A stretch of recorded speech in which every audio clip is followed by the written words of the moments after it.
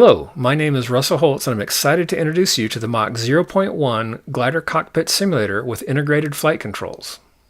I designed the Mach 0.1 to be used with the soaring flight simulator Condor. The Mach 0.1 features realistic glider controls, including a stick, a trim lever, adjustable rudder pedals, an air brake handle, which also activates the wheel brake, a gear retract lever, and a tow release knob.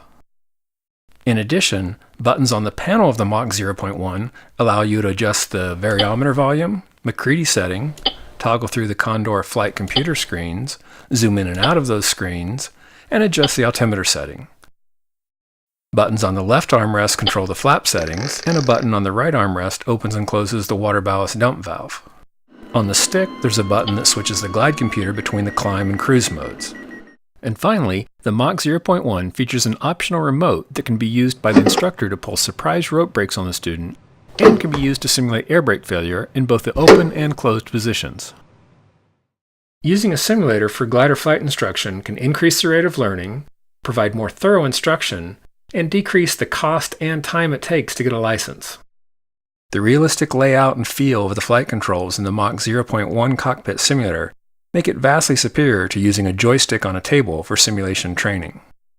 A commercial glider operation can increase their revenue by training multiple students at once with a single instructor, or by providing evening or winter courses when actual flying would be impossible.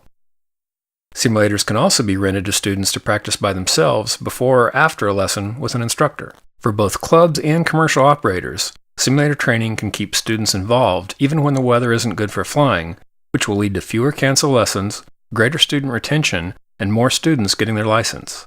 The affordability of the Mach 0.1 makes it feasible for students to get their own simulator so they can practice at home between lessons. To make the Mach 0.1 a complete simulator training package, I've developed lessons in Condor that correspond to the material in my book, The Flight Training Manual for Gliders. Now I'd like to show you some examples of the lessons that can be taught using the Mach 0.1 in Condor. In this lesson, the student makes shallow turns to practice coordinating the rudder and ailerons while maintaining a constant airspeed. The goal is to fly through each of the poles or turn points. The poles make it obvious when too much or too little rudder is used, rolling in or out of the turns. Once the student has mastered coordinating shallow turns, this lesson provides them a chance to practice increasing the bank angle of the turns. The goal in this lesson is to quickly change heading from one pole to the other and then back. This lesson is designed to let the student practice keeping a constant airspeed while controlling the descent rate of the glider with the air brakes. The goal is to fly through each of the windows. One of the advantages of using a simulator for training is that you can break the maneuvers down into tiny pieces. As any instructor knows, most students have a hard time keeping the glider rolling straight with the wings level after they do their first landing. In this lesson, the glider starts out on the ground just after touchdown. The student can then practice a rollout before they ever do a landing. This next lesson is designed to teach the student that the glider will land itself when it's ready. The lesson starts with the glider just a few feet off the ground, but with plenty of airspeed. The student is told the goal of the exercise is to hold the glider off the ground until it reaches the turn point off in the distance. By trying to hold the glider just a few feet off the ground for as long as possible, the student will accidentally perform a landing as the glider runs out of energy. This is a great lesson to teach students not to rush the landing.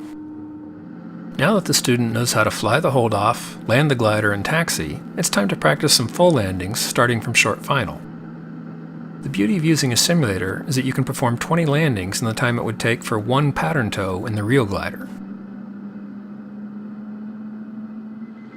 We all know that a rope break below 200 feet can be a dangerous situation. But in the real glider, there's no safe way to practice responding correctly to this emergency. With a simulator, you can help the student develop the habit of landing straight ahead if the rope breaks at an altitude that's too low to perform a turn back to the runway. The remote control of the Mach 0.1 lets the instructor pull surprise rope brakes on the student at any time. After being introduced to and practicing stall recognition and recovery, the student can be given the task of trying to fly through these two windows. Before making it to the second window, the glider will stall, and the student will get practice recovering from an unintentional stall.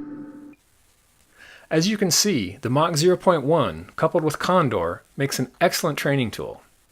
I appreciate you taking the time to watch this video, and I hope you join me in improving the quality, thoroughness, and safety of glider flight training by incorporating a simulator into your curriculum. For more information or to place an order, visit gliderbooks.com or contact me, Russell, at gliderbooks.com.